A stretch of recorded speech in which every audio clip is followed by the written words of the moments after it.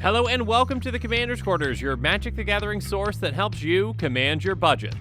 This show and episodes like this one are possible thanks to viewers like you. If you're looking for an easy way to help support this show, make sure that you like, share, and subscribe. Also, hit that bell notification icon so you don't miss any new episodes. You can also go check out our playmats and other merchandise at thecommandersquarters.com. We also have a ton of brand new t-shirt designs in stock, so make sure you check out those as well.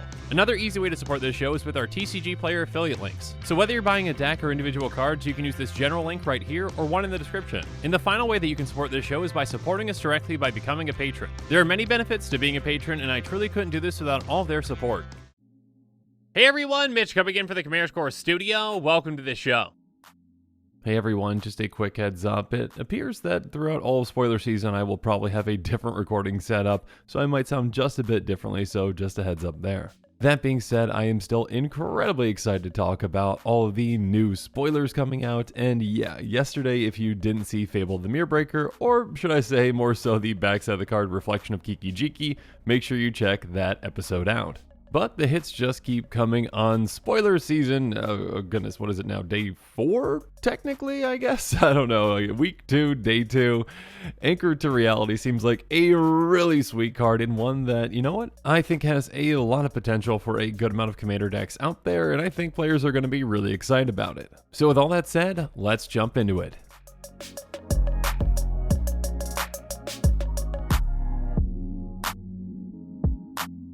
So first off, a huge thank you to MTG Goldfish for the translation on this card. Anchor to Reality is a sorcery 4/2 blue, and it says, as initial cost to cast this spell, sacrifice an artifact or creature. Search your library for an equipment or vehicle card, put it onto the battlefield, then shuffle. If its mana value is less than the sacrifice permanent's mana value, scry 2. So this card is actually a callback to another card that we'll talk about here in a bit, and that card is, well, incredibly powerful. Now, I am not saying that this card is that card, but it's definitely a callback to it, and this can do some incredible things as well. To actually cast this spell, we have to lose one of our artifacts or creatures, but the payoff can be absolutely massive because we get to tutor up any equipment or vehicle and put it directly into play. Now, I think that would have been enough value on this card as it was, but if we happen to choose something that had a smaller mana value than what we sacrificed, we also scry 2, which is a nice additional benefit, one that we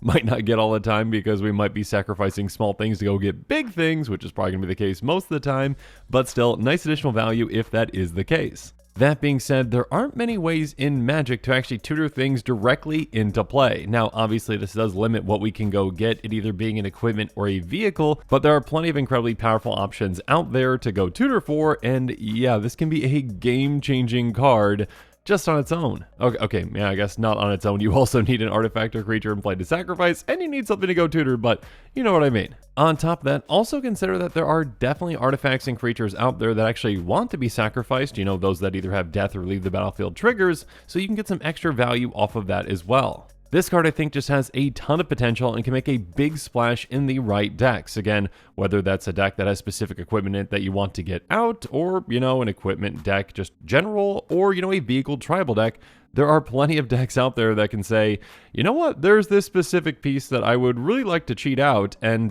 this is a great way to do so. But now, really quick, let's talk about that card that this definitely calls back to, and this took a lot of inspiration from. And that would, of course, be the incredibly broken card, Tinker. And this card, well, is so broken that it's not only banned in Commander, but it's also banned in Legacy and even restricted in Vintage because, yeah, this thing is incredibly powerful. It's a sorcery for 2 and a blue, and it makes us sacrifice an artifact to cast it, and it's going to let us search our library for an artifact card, put it into play, then shuffle our library. So yeah, there are plenty of reasons why that this is a banned card. I mean, paying just 3 mana to sacrifice 1 artifact to go get any other artifact is an incredibly powerful effect. I mean, just think about sacrificing, you know, say a mirror token to go get a Blightsteel Colossus. That seems like something that could be very powerful and broken in a format like Commander, or yeah, a format like Legacy obviously has this banned as well. Now, obviously, there are some key differences between this and Anchor to Reality. First up, this costs 1 less. This doesn't have the option to sacrifice a creature, so that's a benefit to Anchor to Reality. But again, this can get any artifact, whereas you are more limited with Anchor to Reality, just getting an equipment or a vehicle. But still, again, like I mentioned, there are plenty of great options out there. And the first one that came to my mind is a pretty fun one with Kaldra Complete. It's a living weapon equipment that costs 7, so essentially when it comes into play, you get what a Phyrexian germ that this attaches to. It's indestructible. It says equipped creature gets +5/+5 and has first strike, trample, indestructible, haste, and whenever this creature deals combat damage to a creature, exile that creature. Now obviously it does have an equip cost of 7, but again, it essentially comes attached to a germ, so have fun. You can essentially just sacrifice, an artifact or a creature with Anchor to Reality, tutor this out. You're probably not scrying 2 because you're probably not sacrificing something greater than 7, but that's okay. And you're getting this absolute beast of a creature in play. Well, that again, if the germ actually gets dealt with, then you still have that equipment sticking around. And again, this is really hard to deal with, being indestructible itself and your creature being indestructible too. So obviously a powerful option. Of course, there are plenty of other great options for equipment depending on what situation you're in. I mean, other cards that came to mind were things like Lightning Greaves or Hammer of Nazan if you actually want to protect a specific creature, like maybe your commander. Lightning Greaves is going to give haste and shroud, and it's got equip 0. Hammer of Nazan doesn't have equip 0, it's got equip 4, but when it enters the battlefield or another equipment enters the battlefield under your control, you can attach that equipment to target creature you control. So it's basically auto-equip, and it says equipped creature gets +2/+0 and has indestructible, so this can help your creature hit harder and make them harder to deal with. And actually, if you want a way to deal with your opponent's things, Shadow Spear can be a fantastic option. And yeah, I probably should have mentioned this on Lightning Greaves, but Shadow Spear has a mana value of 1, so very low to the ground, so you might even get that scry too. Shadow Spear says equipped creature gets +1/+1, it has trample and lifelink, so it can help out a creature, and perhaps more importantly, it has pay 1, permanents your opponents control lose hexproof and indestructible until end of turn. So if your opponents have some pesky, indestructible, or hexproof creatures out there, this can be a great thing to tutor for to then say, yeah, they don't have that anymore. Or you can go get some equipment to start dealing with your opponent's things with things like Argentum Armor and World Slayer, which, okay, I guess deals with basically everything. Argentum Armor says equipped creature gets +6/+6, and whenever equipped creature attacks, destroy target permanent. So this buffs a creature a ton and makes them very deadly when they swing, helping you take out anything you need. But if you just want to take out everything, well, there's World Slayer, which is an equipment that says whenever equipped creature deals combat damage to a player, destroy all permanents other than World Slayer. So yeah, I mean, if you've got a creature in play that's indestructible and you can get this on them and they can hit an opponent, well, everything is gone except for your creature, World Slayer. And yeah, all the lands are gone too. Everything is gone, so that's pretty much game.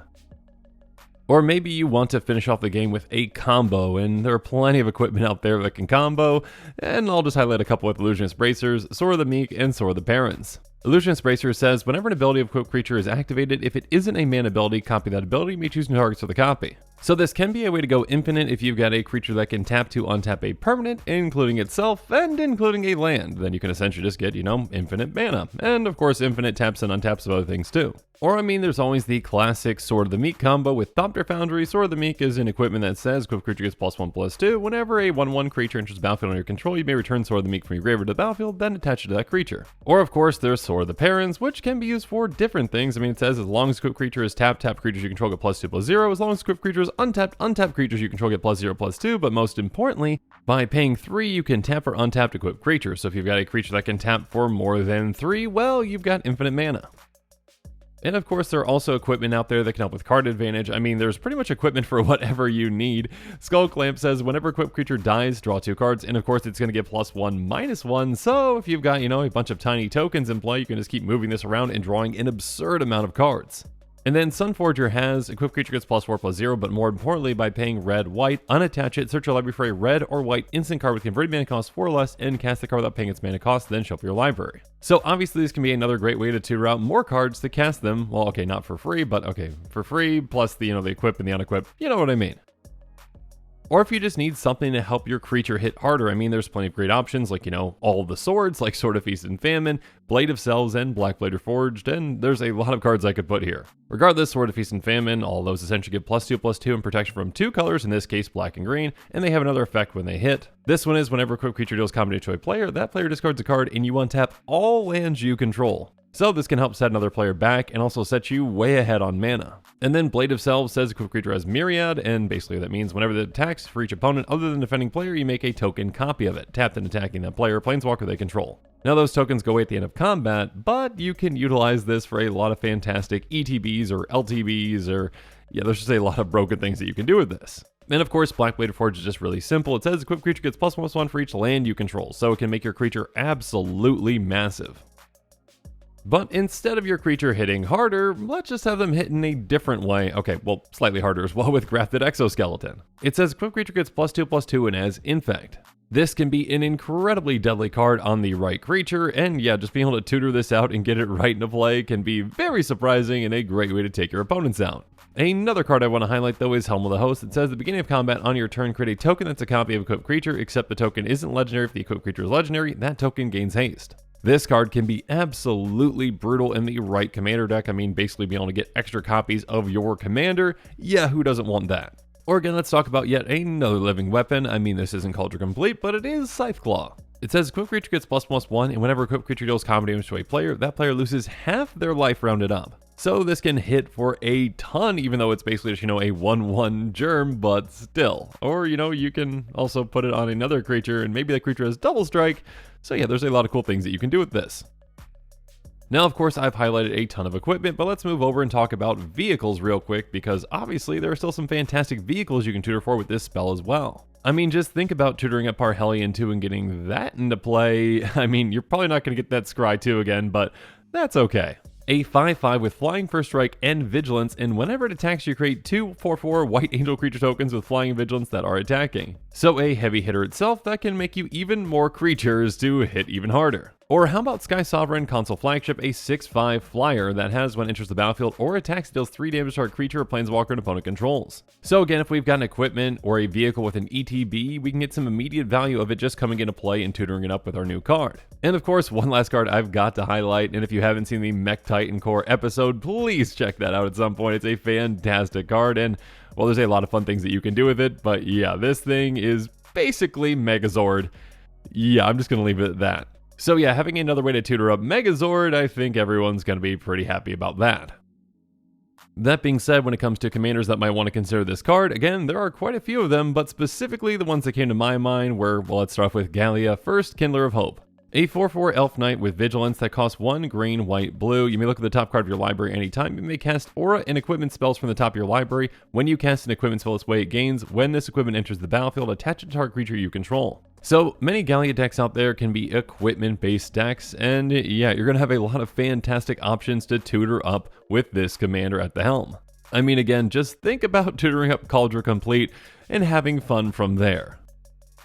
And of course, another type of commander that you might want to consider outside of, equipment-based commanders, how about a vehicle commander like Sydri Galvanic Genius? Sydri is a 2/2 human artificer that has pay a blue. Target non-creature artifact becomes an artifact creature with power and toughness, each equal to its converted mana cost until end of turn. And by paying white-black, target artifact creature gains death touch and lifelink until end of turn. So Sydri is actually a very interesting commander with the way that she interacts with vehicles. She actually kind of overrides the vehicle's actual power and toughness when you actually use her ability to turn that non-creature artifact into an artifact creature. So for example, if you've got Parhelion 2 in play, it's got a converted mana cost of 8, and if you use her ability to turn it into an artifact creature, now it's an 8/8 instead of it would have been, what, a 5/5? So have fun tutoring that up and turning it into a giant vehicle that can hit really hard, and maybe just give it death touch and lifelink too for fun.